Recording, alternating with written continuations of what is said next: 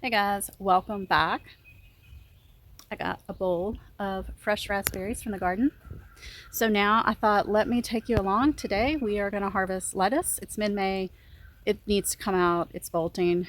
So we're going to gather any useful lettuce. I'm going to attempt to harvest my radishes, which may or may not be useful.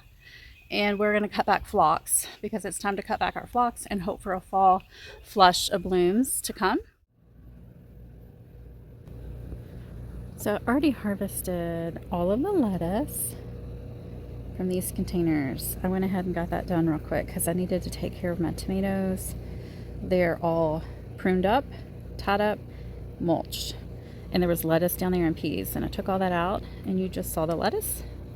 So now I'm going to try to find any salvageable lettuce on the green stalks, which could be very minimal because it looks like they have started to bolt quite a bit. There should be lettuce on both green stalks. You can see how they just elongate themselves when they're starting to bolt, and then they will produce a flower. And I imagine this lettuce is pretty bitter at this point. I'll try a leaf. If it is pretty bitter, we just will not even fool with saving and cleaning any of the lettuce that has a flower. All right, here we go. Oh. Yep. Very bitter. I mean, I could probably eat it in a salad with dressing. I'm just not going to fool with it. So we will take out all the lettuce. I have a couple more places we can go look, but I will quickly clean this out just so it's gone. Oh, there's some lettuce over here. Let's go have a look at this. I still have that bitter taste in my mouth. Okay. This lettuce, I think it's Little Jim, but I could be wrong. It has not started to produce a flower, but it has started to elongate. At this point, this lettuce is still going to be edible, but not for much longer. So I'm going to go ahead. We're going to take all of this out and we will clean it. We'll eat it. This fig did not do well this winter. This is Olympia. It was a fig I got on clearance 1 or 2 years ago. Not handling the cold weather we had this winter too well at all. It is still alive. I did make a cut on it last night to check, and it was still vibrant and green under there. So what I'm going to do, harvest all the lettuce, then we will put bush bean seeds in this container, and they can have support from these branches. And yeah, so let's get this lettuce. Let's get the green stalk lettuce, and then I've got 2 more places we can go look. Here we go. Quite quick to get that done. So I'm going to throw that into the woods. I think the deer may actually like to eat that.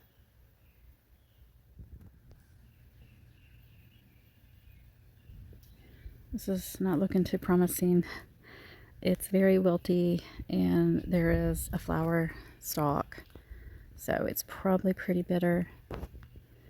Still looks kind of pretty though, but it's going to go to the deer, and then I'll reseed with, I'm going to try out a couple different heat tolerant varieties. I'm not sure how they'll do, but I think I'll try some in this container.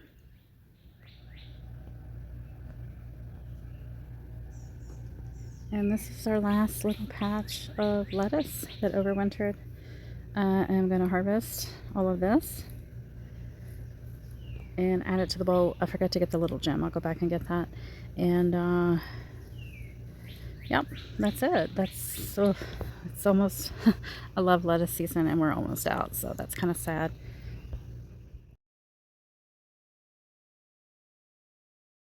Alright, if you guys hang around to the very end of the video, I will go through my lettuce collection and see if I can pick out 2 or 3 that are supposed to be heat resistant, but it's still a gamble to grow lettuce in the summer heat.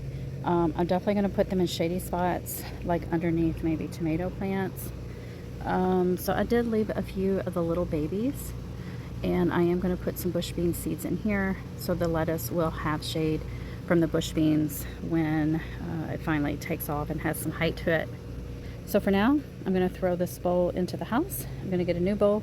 We're going to go harvest those radishes. I would say the radishes have quickly gotten away from me. They are flowering. I absolutely adore radish flowers, so I will be leaving some of these. And somehow there is larkspur flowering back there behind the trellis, which is interesting. Definitely have to go check that out. And I found the source, which is interesting. I thought it was a carrot, but it ended up being a larkspur. So I think I'll actually leave it there. The deer will not eat that, and maybe it'll keep them from nibbling here on my tomato plants. I think this one on the left is still usable, but it was definitely in the process of elongating and wanting to bolt. So I'm going to save all the ones I can. I'm going to leave maybe just a few flowers here and there because they are so pretty. But I cannot leave them all, unfortunately. I need some space for my tomatoes to breathe.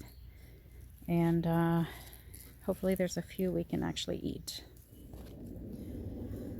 Just clearing this up a little bit, I can see down in here that yes, we've already got blight issues started on the tomatoes, and we're about ready to get another round of rain. So I need to get the airflow really opened up here and get these tomatoes pruned up.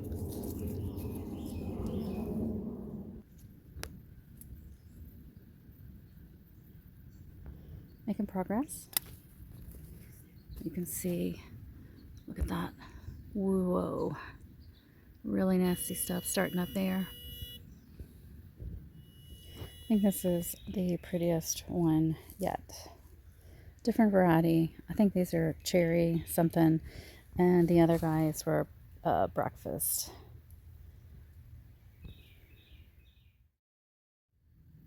Actually, this is the biggest one, I'm gonna guess. I don't have many more to go, but look at that guy. He is nice sized.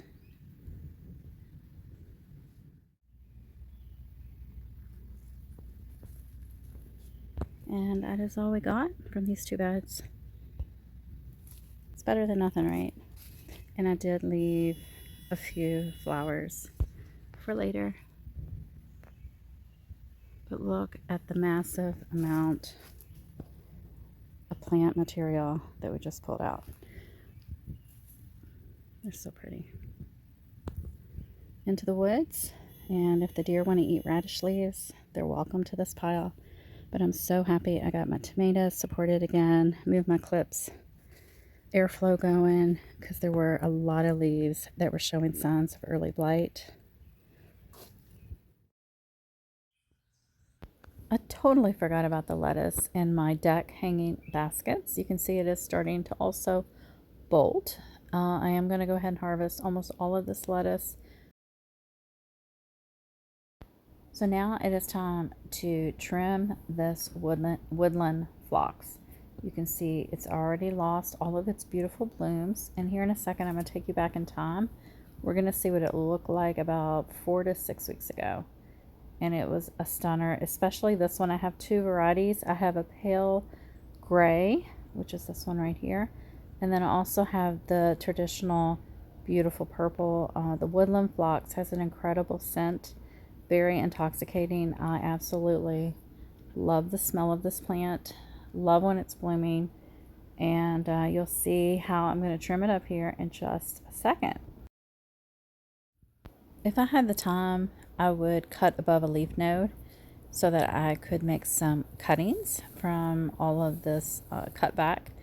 Now, what I'm going to do first is chop off the dead blooms, and then I'm going to come all the way down to the bottom, and I'm going to leave about a quarter of the plant height, maybe a third of the plant height. But you can see I'm just doing the quick and easy method today. I am just going to start to cut off the blooms. I'm going to grab it, kind of like hair, and just cut across. Not worrying about it being perfect and cutting above a leaf node. I'm just giving it a quick trim because I need to do this really quickly to get this done, because I have other phlox we're going to see in a minute around the corner, and that is the deep, beautiful purple. Now, it is time. I'm going to go ahead and divide some of this so that I have more of the same color in various containers, so that it might bloom in the fall, but definitely it'll bloom next spring. So I placed a chunk of that division into the corner pot there that you just saw. I did put a little bit here into this container that has coneflower and coral bells in it. And now there is an empty spot. So I'm going to put a beautiful impatiens. I think this is like a coral color. And I did put the cuttings into some water just in case they decide they want to root. I will be happy to have more free plants. But I think this is going to work out nicely. Love that phlox over in this area because I can actually see it and sometimes smell it from the deck. You can see my hydrangeas are now almost in full color. Here is the beautiful purple. This was like early mid-April, as you can see right here. It smells so incredible. Now I also will need to trim this plant as well. I'm going to cut it back just like we did with the other phlox and hope that we will get some blooms once more this season before we get our first frost. If not, they can bloom again next spring.